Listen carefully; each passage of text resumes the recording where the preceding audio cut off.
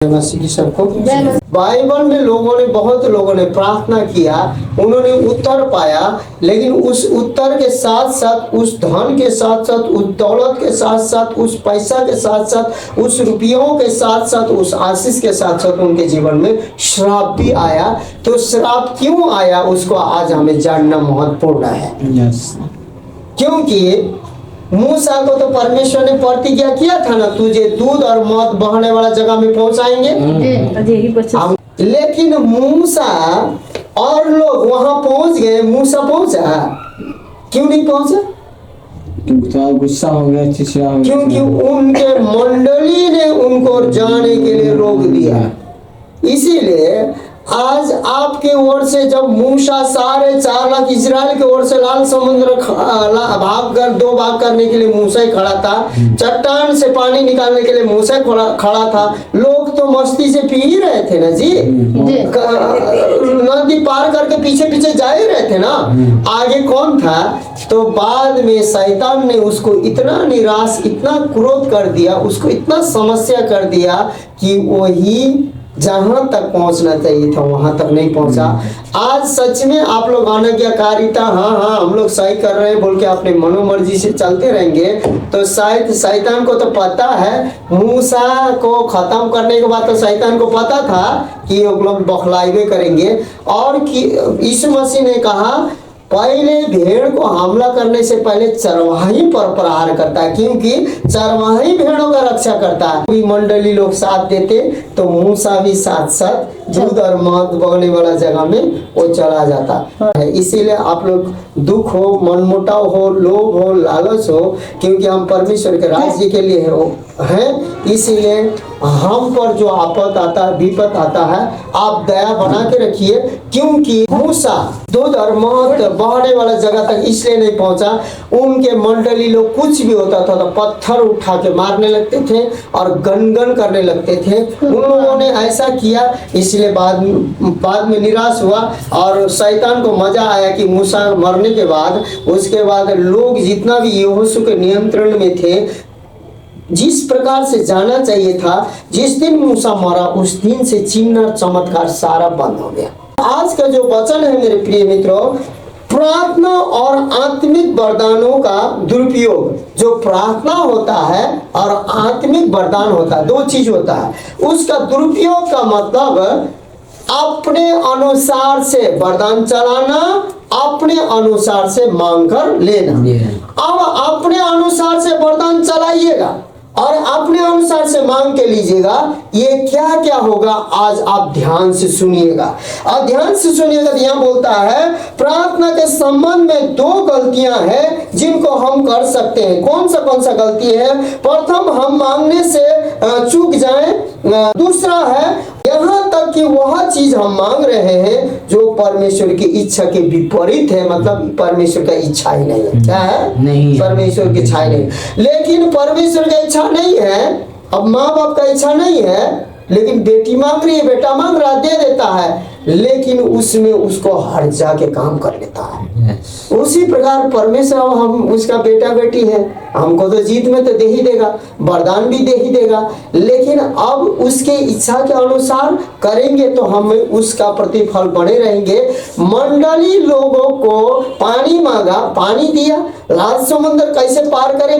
पीछे दुश्मन लगे हुए हैं, घोड़े रथ लगे हुए हैं, 600 रथ, मिस्री लोग पीछे हैं, आगे लाल समुद्र बकबक करने लगे, लेकिन लाल समुद्र लाठी से 2 भाग कर दिया मूसा ने। मूसा भी आगे चला गया, लोग पार भी किए, लेकिन वहां पर गड़बड़ हो गई। क्या हो गई? गड़बड़ हो गई। बाद में मूसा पहुंच नहीं पाया और वहां महिमा रुक गई। जैसे मूसा मर गया, वो महिमा खत्म हो गया। मेरे प्रियो, आज सबसे ज्यादा हम लोगों का लीडर को हमला करता है, इसलिए परमेश्वर के अनुसार हमें मांगना चाहिए कि परमेश्वर की इच्छा पूरा हो। तो याकूब इन दोनों समस्याओं के बारे में कहता है, जो याकूब के पत्री में लिखता है, हमें बाइबल परमेश्वर का वचन कहता है, तुम्हें इसलिए नहीं मिलता कि तुम मांगते नहीं। हम मांगते नहीं, पहले तो इसलिए नहीं मिलता कि हम मांगते नहीं, मांगते हैं भी हम परमेश्वर की इच्छा के तहत नहीं मांगते। और परमेश्वर दे भी दिया तो परमेश्वर की लोगों को हमें क्या देना क्या नहीं देना आत्मा के अगुवाई हम पर नहीं प्रकट होने देता है। तो प्रकट नहीं होने देता तो शैतान उस धन को, उस मन को, उस तन को अनरीति से चला देता है। क्या कर देता है? चला देता है। इसीलिए तुम मांगते तो हो पर पाते नहीं, क्योंकि पूरे उद्देश्य से मांगते हो कि अपने भोग विलास में उड़ा दो। हम लोग बुरी रीति से जब मांगते हैं तो वो रुपया तो प्रभु देगा, लेकिन भोग विलास में उड़ा दिए। उन लोगों ने मांगा, इजरायली लोगों ने, लेकिन वो लोगों ने भोग विलास में इतना उड़ा दिया कि अपने लीडरों को छोड़ दिया, उड़ा दिया। बोलिए ना। परमेश्वर ने कहा अब तेरा काम खत्म हो गया है, तू उस देश में जा नहीं पाएगा, तू ऊपर जा और ऊपर से चढ़ के देख ले कैसा है। सिर्फ देखा, परमेश्वर के उद्देश्य से मांगे, उद्देश्य के अनुसार पाए और परमेश्वर के उद्देश्य में लगाएं। क्योंकि परमेश्वर हम 10 गुना सिर्फ लगाएं, 20 गुना लगाएं तो परमेश्वर 100 गुना देगा। इसीलिए याकूब 4:2 और 3 में तुम लालसा रखते हो और तुम्हें मिलता नहीं, तुम हत्या और डहा करते हो और कुछ प्राप्त नहीं कर सकते, तुम झगड़ते और लड़ते हो, तुम्हें इसलिए नहीं मिलता कि मांगते नहीं, तुम मांगते तो हो और पाते नहीं, इसलिए कि बुरी इच्छा से मांगते हो ताकि अपने भोग विलास में उड़ा दो। उसके बाद में फिर बोलता है कि इस प्रकार के जो मांगना है परमेश्वर देगा, लेकिन हमें अनरीति के तरफ क्या हो जाएगा? दुख ही दुख, समस्या ही समस्या, और कुछ दिन तो आनंद होगा लेकिन वो आनंद हमेशा नहीं रहेगा। लेकिन परमेश्वर का इच्छा से जो भी होता है वो आनंद अनंत अनंत जीवन तक रहेगा। इसलिए लालसा से प्रार्थना करना। अब देखिए, लालसा से प्रार्थना करना भी एक क्या है, कैसा लालसा रखे हम प्रार्थना करते हैं। तो लालसा से प्रार्थना करने के लिए यूनानी भाषा में कहा है, यूनानी भाषा के नए नियम में लालसा शब्द बहुत ताकतवर शब्द है। कैसा शब्द है? यह मनुष्य में किसी भी अति इच्छा के बारे में कहता है। सामान्य रूप से प्रकृति में बुरी होती है, लालसा रखना होती है। एक पवित्र आत्मा का लालसा रखना, एक धन का लालसा रखना, और एक क्या बोलते हैं, किसी चीज को पाना ही है, हर हालत में हमें मिलना है तो मिलना है, ये भी एक लालसा है। उससे भी हमें दुख हो सकता है, क्योंकि नहीं पालेंगे तो निराशा होंगे। हमको नौकरी नहीं होगा तो हम आत्महत्या कर लेंगे, हमको ऐसा सफलता नहीं होगा तो आत्महत्या, उसके बाद हमारा इच्छा पूरा नहीं होगा तो हम मर जाओ। शैतान ऐसा चीजों को लाके रख देगा सामने। क्या रख देगा? हम लोगों के जीवन में। लेकिन परमेश्वर को धन्यवाद हो, हमें पवित्र आत्मा की लालसा, हमें भलाई की लालसा, हमें करुणा की लालसा, हमें प्रार्थना की लालसा, आराधना की लालसा, वचन सुनने की लालसा, वचन सुनाने की लालसा, और हमें किसी भी काम करने से पहले अपनी इच्छा नहीं और का इच्छा और सब इच्छा मिलकर किसी काम को करेंगे, और मंडली से इच्छा मांगकर, और हम लोग क्या बोलते हैं, लीडर से इच्छा मांगकर और परमेश्वर के वचन में क्लेम करके करेंगे तो वो परमेश्वर की इच्छा पूरी हो जाएगी। नहीं तो नहीं, होवे वाला है तो हो वाला है, होना ही है, होना ही है, करेंगे, परमेश्वर देगा तो देगा, लेकिन बाद में क्या हो जाएगी? हानि हो जाएगी। प्रार्थना के तो उत्तर तो लेके आएगी, उसमें श्राप भी, दुख भी, कष्ट भी लेके आएगी। इसीलिए हम लोगों को पौलुस क्या बोलता है? पौलुस तीमुथियुस के पत्र में लिखते हुए परामर्श देता है कि शिक्षा देता है और शिक्षा के द्वारा उसकी ओर संकेत करता है। तो यहाँ पर मूर्खतापूर्ण और हानिकारक लालसा है जो हम कर रहे हैं, जो वचन कर रहा है। तो पहला तीमुथियुस 6:9 में बोलता है, पर जो धनी होना चाहता है वे ऐसी परीक्षा और फंदे और बहुत सी व्यर्थ और हानिकारक लालसा में फंसते हैं जो मनुष्य को बिगाड़ देती है और विनाश के समुद्र में डुबा देती है। हमें मनुष्य, हम जो है, हमें बिगाड़ भी देगा और विनाश की समुद्र में, समुद्र में डूबने के बाद कोई आ सकता है? समुद्र नदी नहीं होता, हजारों लाखों नदी मिलकर वहां। इसलिए हमें लालसा, यदि पाप, अपराध, अधर्म की लालसा, धन दौलत सब कुछ प्राप्त होता है। यदि आपको व्यभिचार करने की लालसा है, व्यभिचार व्यभिचार व्यभिचार होना है बोलकर प्रार्थना कीजिएगा, हम परमेश्वर व्यभिचार दे देगा, क्योंकि आप लालसा मांग रहे हैं ना। लेकिन बेविचार के बाद तो आपको बाइबल लिखता भी तो है, दंड, पाप, अपराध, अधर्म आएगा, वो तो आपको भोगना ही पड़ेगा ना।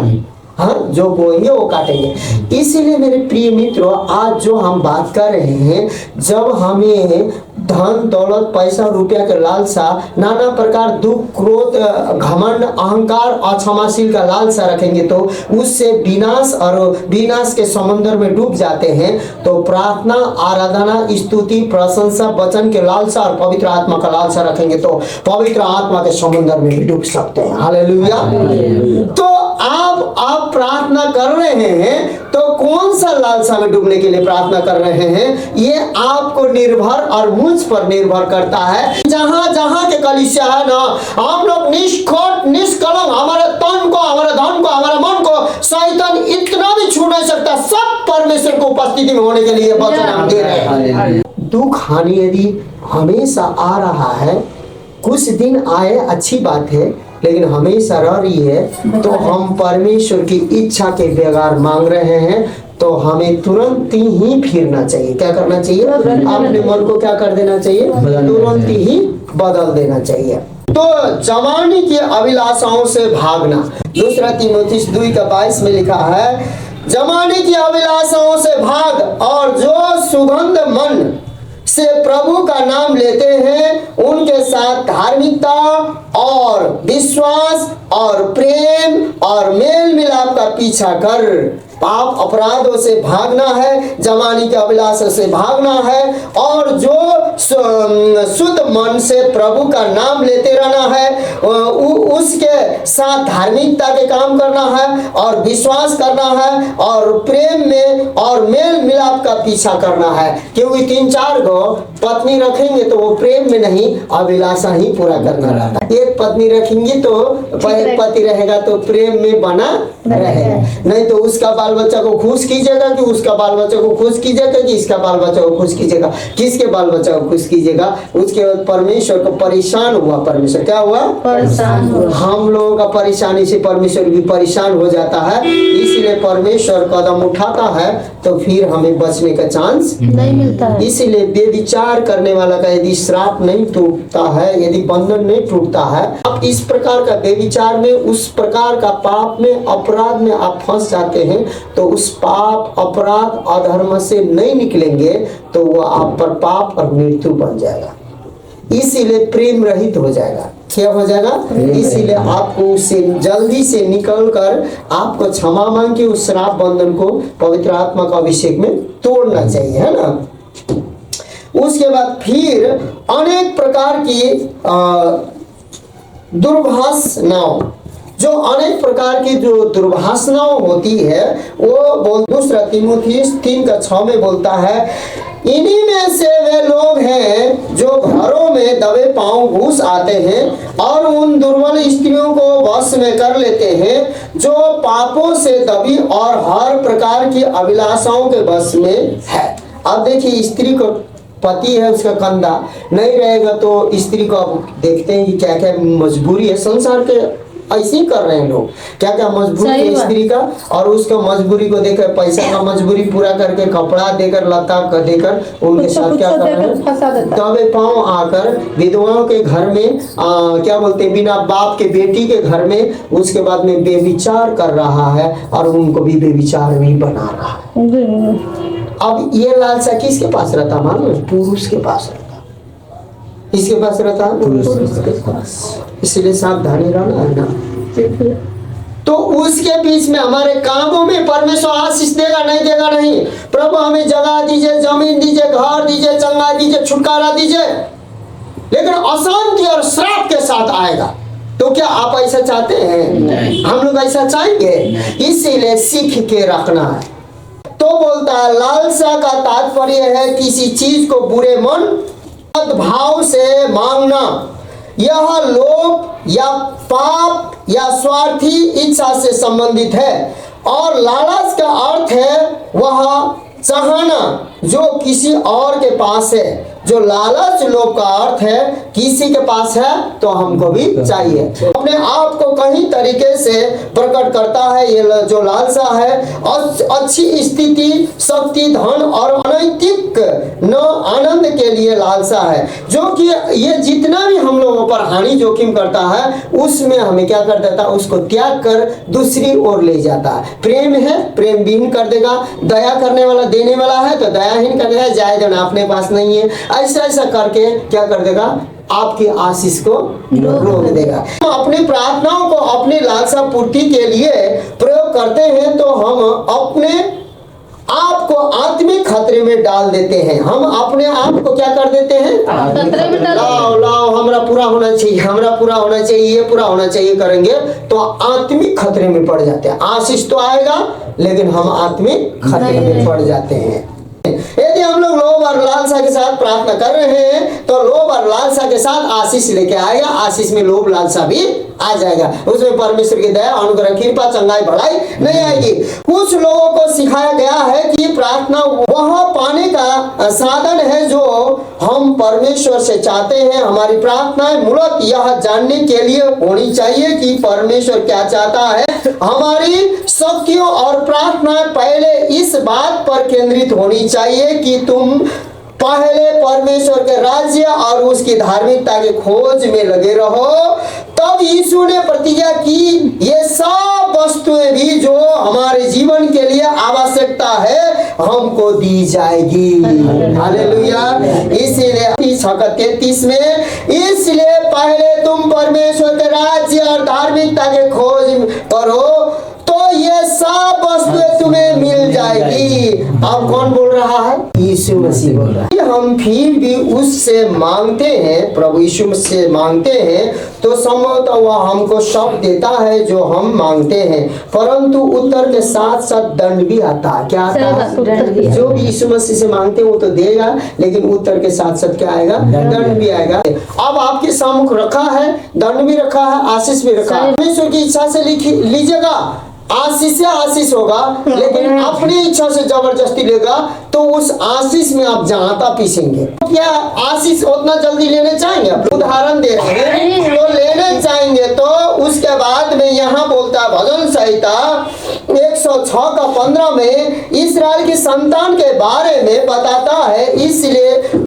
उसने उनकी मांगों को पूरा किया परंतु उनके प्राणों को दुख दिया। इस्राएल का संतान ने क्या किया, मांगा। क्या किया, मांगा। लेकिन मांग तो परमेश्वर ने पूरा किया, लेकिन मांग के साथ साथ दुख भी। इसलिए भजन संहिता में बोलता, तब उसने उन्हें मुंह मांगा, वर तो दिया परंतु उनके प्राणों को दुख भी दिया। क्या किया, इस्राएल के संतान प्रतिदिन भोजन में प्रसन्न स्वर्ग से रोटी खाने से थक गई, अतः उन्होंने परमेश्वर से खाने को मांस मांगा, जंगल में अति लालसा की और मरुस्थल में परमेश्वर को परखा। भजन संहिता 106 का 14 में लिखा है, उन्होंने जंगल में अति लालसा की और निर्जल स्थान में परमेश्वर की परीक्षा की। लेकिन उन्होंने रोटी भी खाया, मछली भी खाया, लेकिन रोटी मछली के साथ साथ, बटेर के साथ साथ, मांस के साथ साथ क्या किए, पेट में दर्द भी लाए और मृत्यु भी उनका। इसीलिए हमारा धन, मन, तन जो है वो पेट के दर्द और मृत्यु के कारण नहीं, ठीक प्रकार से मांगना चाहिए कि नहीं चाहिए। आज बहुत से मसीह लोग बीमार हो रहे, चंगा हो रहे, बहुत से इधर उधर उनके काम गड़बड़ा रहे हैं। हम ठीक प्रकार से सोचे नहीं, समझे नहीं, मांगे नहीं, इसलिए दुख तकलीफ हो रहा है। अब परमेश्वर बोलता है ये मार्ग से चलो, बोलता है आप नाला चल रहे हैं तो नाला में गिर गए, तो परमेश्वर की गलती नहीं है। परमेश्वर ने आदत उनको वह दिया जो उन्होंने मांगा, परंतु उनको उनके शरीरों में बीमारी और मृत्यु भेजी। गलत तरीके से प्रार्थना करना हमारे जीवन में, सचमुच हमारे जीवन में दुखद परिणाम ला सकता है। गलत तरीका से प्रार्थना करना, गलत तरीका से करना, गलत तरीका से काम करना, परमेश्वर के लिए बोल बोल के हम लोग यदि गलत तरीका से अपने लालसा को पूरा करते हैं तो कहीं ना कहीं हमें वो फंदा बन जाता है। 22 के 24 में लिखा है, तब यहोवा का दूत की बारियों के बीच की गली में, जिसके दोनों ओर बारी की दीवार थी, खड़ा हुआ। तो बिलाम के पास भविष्यवाणी का सच्चा वरदान था। क्या था? उसकी भविष्यवाणी सारी बाइबल में सबसे अधिक महत्वपूर्ण है। उसकी कोई भी भविष्यवाणी निष्फल नहीं हुई। कोई भी बोलता था बिलाम का भविष्यवाणी निष्फल नहीं हुई। लेकिन क्या हुआ? बिलाम की समस्या उसका वरदान या उसकी सेवकाई नहीं थी, परंतु उसका उद्देश्य था, बिलाम ने अपने वरदान का प्रयोग अपनी ख्याति और ऐश्वर्य, धन संपत्ति पाने के लिए किया। पुराने नियम में बिलाम नाम का एक भविष्यवक्ता था, सबसे बड़ा, शुरू का भविष्यवक्ता, एलिया से भी पहले। क्या था? एलिया से पहले। और वो ऐश्वर्य, अपने मान, अपने सम्मान के लिए, क्या बोलते हैं, दान वरदान को परमेश्वर की इच्छा, परमेश्वर की सेवकाई के लिए नहीं, उसने चलाना शुरू किया। तो जानते हैं, उस राजा बालक द्वारा सोना और महिमा देने की प्रतिज्ञा की गई थी। यदि वह राजा बालक के लिए भविष्यवाणी करे और परमेश्वर के लोगों को श्राप दे, और परमेश्वर ने बिलाम से कहा, तू इनके संग संग मत जा, उन लोगों को श्राप मत दे। परमेश्वर के लोगों के लिए श्राप देने के लिए जो एक राजा था, जो बालक नाम था उस राजा का, उसने दिया। उसको वो किसको श्राप देने जा रहा था मालूम है? इस्राएली लोग मिस्र से निकल के आए, पूरा परमेश्वर के सामर्थ्य में लाल समंदर पार करते हुए, दुश्मन को मारते हुए, रात में आग के खम्मा, दिन में बादल के खम्मा, घोड़ों को, रथों को छीनते हुए मान सम्मान लेके आए ना। तो उस देश को भी प्रभु उन्हीं के द्वारा नष्ट करने चाहता था। लेकिन उसमें से एक बिलाम नाम के, क्या है, भविष्यवक्ता था, और वो इजराइल के परमेश्वर का वरदान को प्राप्त था। तो वो जा रहा था, सोना चांदी, मान सम्मान, ऐश्वर्य, जितना राजा का पावर है उतना हम पावर देंगे बोलकर वो इजरायली लोगों को श्राप देने जा रहा है। किसके लोगों को? इस्राएली लोगों को। तो तुमको धन सम्मान मान दौलत सब सोना से तौल देंगे। बोला जब रास्ता में जा रहा था, गधी में चढ़ के जा रहा था। कैसे में चढ़ के जा रहा था? तलवार लेके आया, स्वर्गदूत भेजा और उसको रोका। आगे पढ़ते हैं। उसके बाद में गिनती 22 के 12 में बोलता है, 22 के बारे में, परमेश्वर ने बिलाम से कहा, तू इनके संग मत जा, उन लोगों को श्राप मत दे, क्योंकि वे आशीष के भागी हो चुके हैं। जो आशीष का भागी हो चुके हैं उनको श्राप नहीं दिया जाता। तो आशीषित लोगों को अपने वरदान के द्वारा वो सोना चांदी पाने के लिए गधे में क्या कर रहे हैं, काठी बांध के जा रहा था। तो पहले तो बिलाम ने परमेश्वर की आज्ञा मानी और जाने से मना कर दिया था। राजा को नहीं जाएंगे, बालक राजा को कहा था नहीं जाएंगे। और जैसे जैसे राजा बालक ने अधिक धन और महिमा की प्रतिज्ञा की, देने की वादा की, तो बिलाम परमेश्वर से जाने की आज्ञा मांगता रहा। प्रभु हमको जाने दीजिए, क्योंकि हमको धन दे रहा है। पहले तो मना कर रहा, परमेश्वर की बात सुन के नहीं जाएंगे, ठीक है, वो आशीष हमको जाने दीजिए, क्योंकि धन दे रहा है, मन दे रहा है, घर दे रहा है, बिल्डिंग दे रहा है, आप ही कहते महिमा होगी। वो किसी किसी का ऐसा आदत है। अतः परमेश्वर ने बिलाम को उसके मार्ग पर जाने दिया। ठीक है, तेरा जीत पूरा करो, तू क्या करो, चले जाओ। परंतु एक स्वर्गदूत को तलवार के साथ मार्ग में ठहराया ताकि बिलाम को मार दे। बिलाम स्वर्गदूत को नहीं देख सका, यद्यपि वह जिस गधी में बैठा था वह स्पष्ट रूप से देख सकती थी। गधी देख रही थी, लेकिन स्वर्गदूतों को उसने नहीं देखा। क्यों नहीं देखा? उसका आत्मिक की आंख क्या हो चुकी थी? अब हमें स्वर्ग के धन के बदले में अब दान वरदान लेकर पैसा नजर आएगा, सोना नजर आएगा, चांदी नजर आएगा। इसलिए उसका आंख बंद हो चुकी थी। तो धन और ऐश्वर्य के लालसा ने बिलाम के भविष्यवक्ता के दर्शन को अंधा कर दिया था। उसका भविष्यवाणी का दर्शन क्या कर दिया था? अंधा कर दिया था। उस समय केवल उसकी विश्वास योग्य गधी ने उसके जीवन को बचाया, क्योंकि गधी जब स्वर्गदूत बिलाम को काटने के लिए आया तो स्वर्गदूत को देखते ही उसने मुड़ कर क्या किया? भागा, नहीं तो स्वर्गदूत क्या कर देता, उसका सिर काट देता।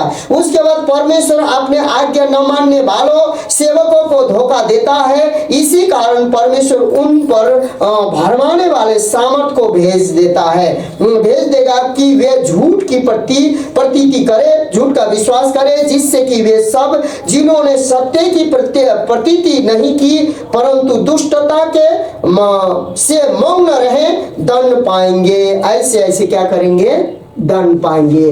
उसने परमेश्वर की आवाज को न सुनकर उसने धन दौलत का और मान सम्मान का आवाजों को सुना। तो यहाँ पर मेरे प्रिय मित्रों, दूसरा थिस्सलुनीकी 2:11-12 में, और इसी कारण परमेश्वर उनमें एक भटका देने वाली सामर्थ को भेजेगा ताकि वे झूठ पर विश्वास करें। विश्वासी के मुंह में क्या भेज देगा, भटका देने वाली सामर्थ को भेजेगा, पवित्र आत्मा की सामर्थ को नहीं। और वह आप झूठ पर झूठ क्या करते जाएंगे, बोलते जाएंगे।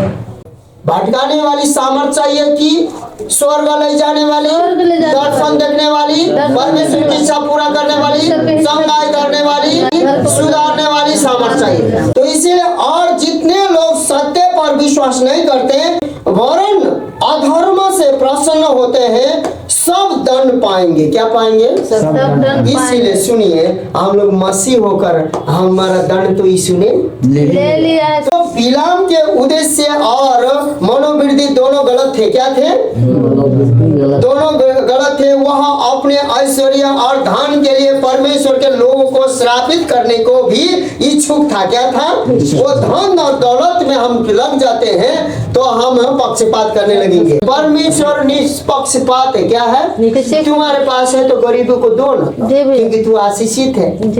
एक दिन वो आशीष, और परमेश्वर ने ये भी बोला यदि तू आशीषित नहीं होता उसके जगह में रहता तो तेरा मन कैसा कलपता। इसीलिए आपको समझना चाहिए कि गरीब यदि मैं होता, मैं भूखा रहता तो कितना हमको वैसे ही समझ के देना चाहिए। हालेलुया। प्रभु यीशु मसीह हमारे दुखों को समझा, इसलिए मनुष्य बनकर हमारे दुखों को लेने आया। इसलिए परमेश्वर ने उसे भरमा दिया। परमेश्वर ने बिलाम को क्या कर दिया, भरमा दिया। वह गलत मार्ग पर था और इसे नहीं जानता था। वह अपने अधार्मिकता के उद्देश्य और कार्यों से इतना अंधा हो गया था कि वह उस तलवार को भी नहीं देख सका जिसके द्वारा स्वर्गदूत उसे मारने पर था। और हम लोग धन के लोभ में गलत प्रार्थना में जाएंगे तो हम इतना दान वरदान में नाचने लगेंगे तो हमारा मृत्यु भी कब होगा पता नहीं चलेगा। इसलिए मेरे प्रिय मित्रों, आज हमारा दान, हमारा वरदान, हमारा प्रार्थना परमेश्वर की महिमा के लिए होना चाहिए। हमारे पास ये दान वो दान वरदान बोल के मैं दूसरों को सुनाता था, अब मैं नहीं सुना रहा हूँ। इसलिए कि परमेश्वर खुद सुनाए और खुद आप जाने कि वो चमत्कार आप देखें तो हम गवाही न दे, दूसरा कोई गवाही देगा। क्योंकि यीशु ने बोला मेरा गवाही तो पिता देता है और तुम्हारा गवाही तो संसार देगा। क्योंकि तुम गवाही दोगे नहीं, बोला गवाह बनोगे बोला। और यहाँ बोलता है अंतिम में, अब क्या बोलता है, आओ हम यीशु के समान बने। हे पिता, यदि तू चाहे तो इस प्याले को हटा ले, फिर भी मेरी इच्छा नहीं पर तेरी इच्छा पूरी हो। लूका 22:42 में यीशु ने कहा, क्या कहा, यीशु अब मरने पर था, हमारे पाप का भारी बोझ उस पर डाल दिया था। क्या डाल दिया था, अब इतना भारी कि अब मार मार के आपको मार के कोरा से मार के अब 3-4 किलोमीटर घायल आदमी को इतना बड़ा क्रूस डाल दे तो उठा पाएंगे। परमेश्वर को मौत से डर नहीं था। जो मौत से पहला उसको काम पूरा करना था ना, वो बहुत कठिन था। क्या था, कठिन था।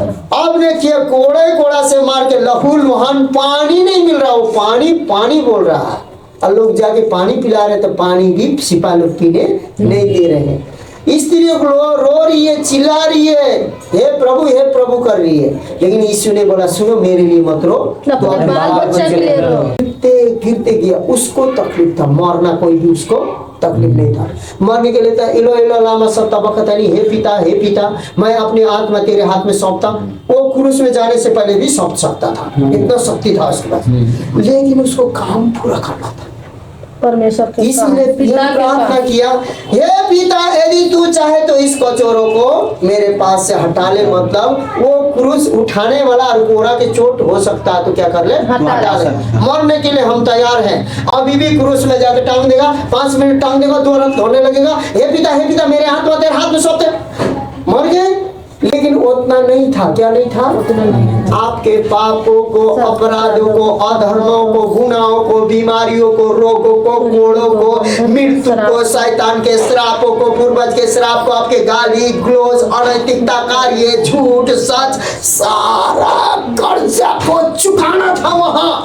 उस क्रूस में जाने से पहले क्रूस उठा के, उसके बाद उसी चोट में उठा के जाना था क्रूस में, कलवरी पर्वत में। वो भी रास्ता नहीं था, वो भी पीछे से मार कोड़ा बरसाया दिया जा रहा था। बाबा जी क्या कहता है, कटोरा मेरे पास से हटा ले, फिर भी मेरी नहीं परंतु तेरी ही इच्छा पूरी हो। आज परमेश्वर कहता है कि हम लोगों का हृदय की बातों को सुनकर, हे प्रभु हम आपकी इच्छा पूरा करने पाए। हर एक दिन प्रार्थना कीजिए। उसके बाद हम अपने इच्छा जब पूरा करके प्रार्थना करते हैं, इसमें कभी भी श्राप, कभी भी बंधन, किसी पाप बंधन नहीं हटते हैं, बीमारी नहीं हटते हैं, रहेंगे, आशीष आता रहेगा, लेकिन वो बुरा ही होगा।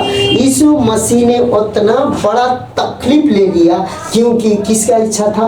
पिता की इच्छा था। हमारी परमेश्वर का इच्छा ये है कि परमेश्वर ने बोला संसार में तुझे दुख और तकलीफ होता है, मैंने अपने क्रूस उठा लिया, तू अपना क्रूस उठा।